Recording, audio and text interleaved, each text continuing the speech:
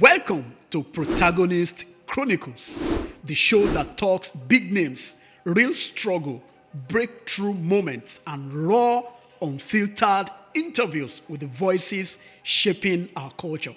Today, we are taking it back to Port Harcourt, the land of oil, sweat, strength, and sand. A place that doesn't just raise people, it forges them. Right in the middle of that story, a man whose music isn't just about melody, it's about memory, spirit, and truth. His name is Wizard Shan, but that name, that's just the surface. So, my people, let's dive deeper. Recently, I joined Wizard Shan in Port Harcourt City during a studio rehearsal, and I will be honest with you, before he even spoke, the energy in that room shifted. To kick things off, I asked him to introduce himself, not as the world sees him, but as he sees himself. My name is originally Maxwell James Foifika. I'm from River State. I am known by the stage name Wizard Chan, or people like to call me Native Doctor. I am a wizard, I do believe it, I do know it. Just like when you say this is a computer wizard, I am a wizard of the musical world. Nothing is impossible. It shows up clearly in his music. Tracks like Earth Song don't just sound spiritual. It feels like a prayer wrapped in rhythm. So I asked him, where do those lyrics even come from? It was 2020, I was still in Sokoto, and that was the COVID period. It started.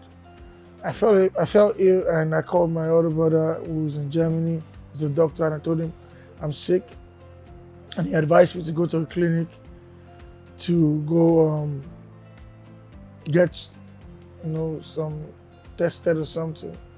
So I told my friend, and he took me to a private hospital in Sokoto. Not knowing that we went to where I was going to almost die, face my death.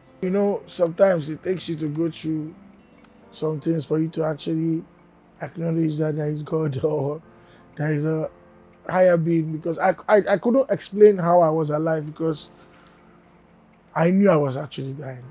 I could feel my ribs closing, my chest, everything compressed, feeling like something was squashing my heart itself. So the fact that I was still alive was kind of like a mystery to me. So I just started writing music from that side of reality. And that was his turning point. He stopped chasing sand and started answering a calling. And the more we talk, the more I realize his connection with nature is real. While others chase shots, Shan goes into the forest to find music. I am not even a reader. I do not read books like that. I just do research. I do not know how to lie while making music or writing music. So everything I write about music is how I feel. Shout out to my dad. He gave me good genes. My mom too.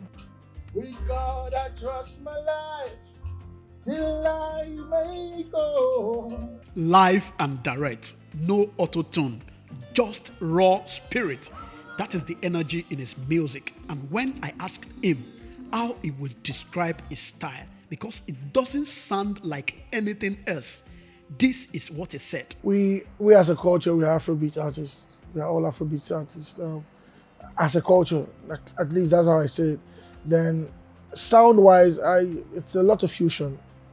From high life, you can hear high life, you can hear reggae, you can hear hip-hop, you can hear gyration, you can hear almost a lot of things in my music. How do we thrive?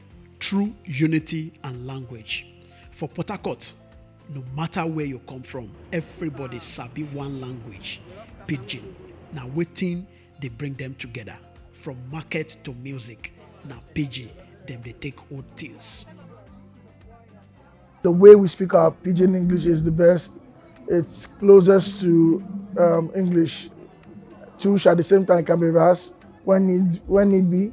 About how far they be, without you now, how they be, stuff like that. And speaking of communication, Port Harcourt has produced some serious voices. I'm talking about the great Burna Boy, Omale, Timaya, Dandizi, and many others. These aren't just artists, they are forces. Every artist that come out from Port Harcourt is different. Like I said before, look at Burna Boy, look at Amali, different. Bring Duncan Mighty into the equation is different. Bring RJ Bosler is different. Dan this is different. Myself different. So I'm happy that I have come to continue that chain of we are special, we are different people, and we are very good at what we do. With all the message he carry, the weight and the mission, I had to ask, does he feel pressure? When I faced death situation, I nearly died. And at that moment, I just kind of like said to myself that at any moment you could just go, so what do you really stand for? You have to stand for something positive, and at least for your dad, at least for your mom, for your family, for your country, for your continent, and then the world at large. So I asked him, what message are you trying to send with all this? If you're an African child, embrace Africa first. Shan isn't chasing likes or trend. He is answering a spiritual call. So I wrapped our conversation with a final question. What is his advice for young creatives, especially those in Port Harcourt, trying to find their voice? There cannot be another Wizard Chan. There cannot be another Burna Boy. It's okay to learn. It's okay to be inspired, but always be true to yourself. That was Wizard Shan, artist, messenger, and spiritual son of Port Harcourt City. I am Samson Adeleke, and this has been Protagonist Chronicles.